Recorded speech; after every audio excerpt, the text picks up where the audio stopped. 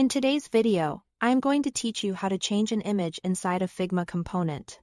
If you've ever wanted to swap a photo inside a component instance without breaking its connection to the main component, this is the cleanest way to do it.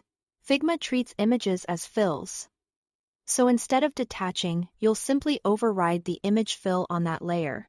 This keeps all the layout, constraints, and styles intact while letting you update the visual. Start by selecting the exact image layer inside your component instance. The quickest way is to hold Command on a Mac or Control on Windows and click directly on the image you want to change. This targets the nested layer even if it's buried inside groups or auto layout. If your first click grabs the frame instead, keep Command or Control held and click again until the image layer is highlighted. You can always confirm you've got the right thing by checking the layer name in the left panel or by seeing the image-specific options appear on the right.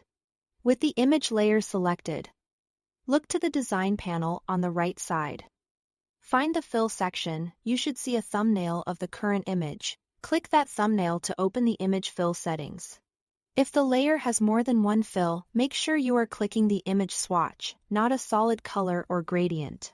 This panel is where Figma stores the image data, cropping, and scaling behavior, so any changes here will swap the content without touching the component's structure.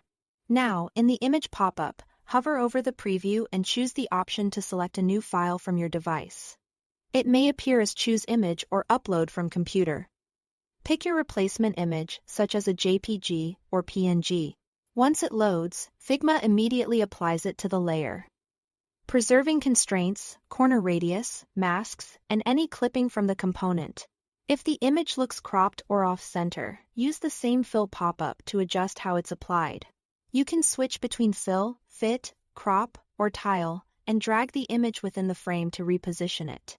These adjustments are all part of the same override, so you are still safely inside the component instance, not detached.